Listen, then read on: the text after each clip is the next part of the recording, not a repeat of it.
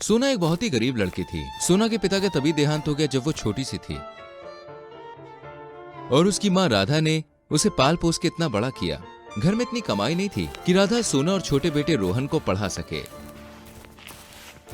गरीब लड़की पर अत्याचार, जिस कारण राधा सोना को कम उम्र में ही काम पर ले जाने लगती है और धीरे धीरे सोना काम करते हुए बड़ी हो जाती है। वहीं बुढ़ापे और बीमारी के कारण राधा ने बिस्तर पकड़ लिया था, जिस कारण घर और बाहर के सारे काम अब सोना के ऊपर आ जाते हैं। माँ, मैं सोच रही हूँ कि अब शहर जाके काम करूँ। गांव में इतनी कमाई नहीं है कि घर चल सके हमारा। अब रोहन भी बड़ा हो रहा है, उसकी पढ़ाई लिखाई, तुम्हारी दवाई, इतने खर्चे कैसे हैंडल होंगे? बात तो तेरी सही है बेटी, लेकिन शहर में तू अकेली कैसे रहेगी और वहाँ काम मिलना इतना भी आसान नहीं है। माँ, आप चिंता न करो, मेरी एक सहेली है, वो भी गरीब है। हम दोनों साथ जाएंगे। उसके मामा की पहचान है शहर में, काम मिल जाएगा हमें। ठीक है बेटी, आराम से जाना और ख्याल रखना अपना। जी माँ। अरे डार्लिंग, माँ माने की नहीं? हाँ जान, माँ शहर जाने के लिए मान गई हैं। अब हम दोनों शहर जाके काम करेंगे और अच्छे पैसे कमाएंगे और फिर शादी करके माँ को भी वहीं बुला लेंगे। अरे मेरी जान, फिक्र मत करो, सब हो जाएगा। एक बार तू शहर चल तो सही, अरे तुझे रानी बना दूंगा। और तुम राजा नहीं बनोगे क्या? अरे बनूंगा ना, अपनी रानी का राजा। इतना प्यार करूंगा कि तू जिंदगी भर मुझे भुला नहीं पाएगी। यही तो चाहती हूँ मैं। चलो अब पैकिंग भी करनी है, सुबह निकलना भी है ना। वहीं सोना राधा को झूठ बोलकर अपने बॉयफ्रेंड के साथ शहर के लिए निकल जाती है। वहीं शहर पहुंचने के बाद कुछ दिन तो दोनों साथ में रहते हैं।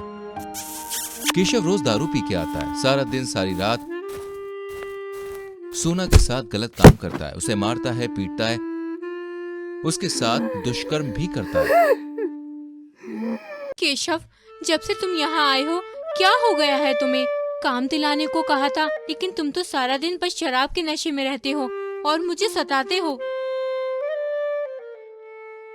अरे यही तो प्यार है मेरी जान, और काम की चिंता क्यों करती हो?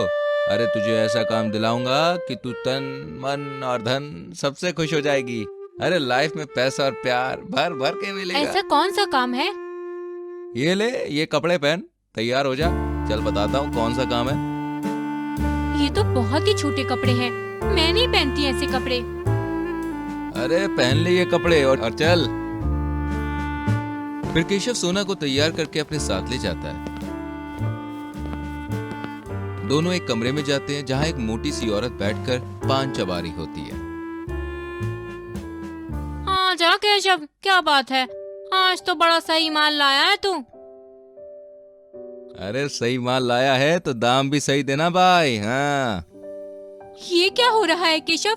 और मुझे माल क्यों कह रहे हो तुम? अरे यहाँ की भाषा में लड़कियों को माल ही कहते हैं जाने मन। अब तू यहीं पे रह, ये यहाँ की मालकिन है, जैसा बोलेगी वैसा करना।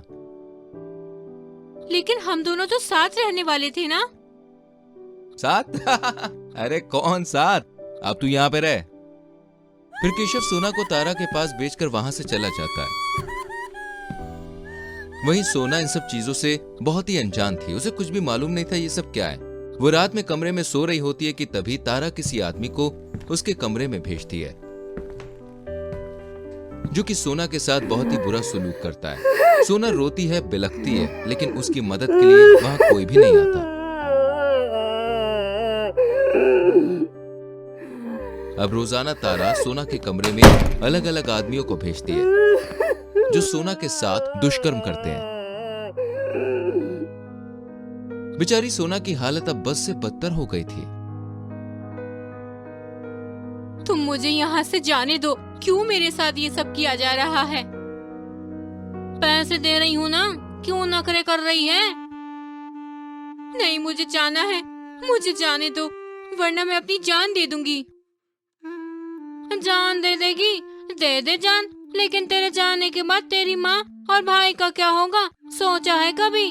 ये ले पैसे, तेरे हफ्ते भर की कमाई है, भेज दे तेरी माँ के पास। और कमरे में जा, नया ग्राहक आया है, भेजती हूँ उसे। सिर्फ एक हफ्ते के बदले उसे इतने सारे पैसे मिले, ये देखकर सोना कुछ समझ नहीं पाती। अगर ऐसा ही रहा तो मेरे घर वालों की जिंदगी बदल जाएगी। मरना तो कोई सॉल्यूशन नहीं है, लेकिन रोज मर मर कर जीऊंगी तो शायद मेरा परिवार खुशी से ही जी पाए।